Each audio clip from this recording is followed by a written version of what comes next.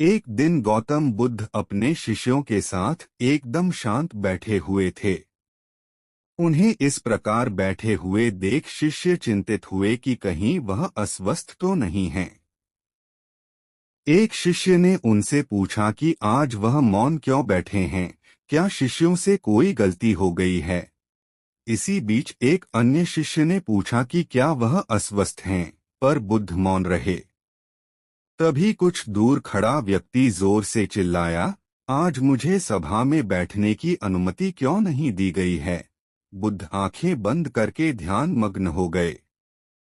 वह व्यक्ति फिर से चिल्लाया, मुझे प्रवेश की अनुमति क्यों नहीं मिली।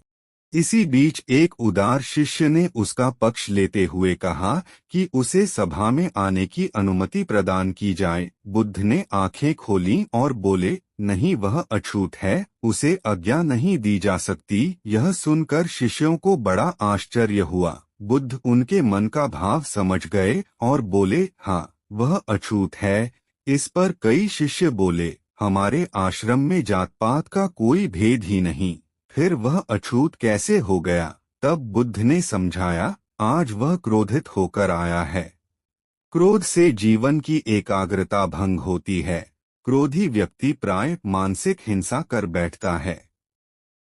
इसलिए जब तक वह क्रोध में रहता है तब तक अछूत होता है।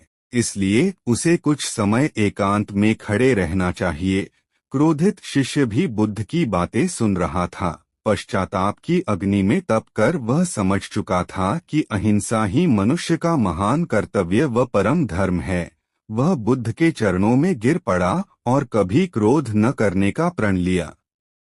आशय यह है कि क्रोध के कारण व्यक्ति अनर्थ कर बैठता है और पश्चाताप उसे बाद में होता है, जिसका कोई लाभ नहीं मिलता। इसलिए हमें क्रोध नहीं करना चाहिए। असल मायने में क्रोधित व्यक्ति अछूत हो जाता है और उसे अकेला छोड़ देना चाहिए। क्रोध करने से तन, मन और धन तीनों की हानि होती है। क्रोध से ज्यादा हानिकारक कोई और वस्तु नहीं है।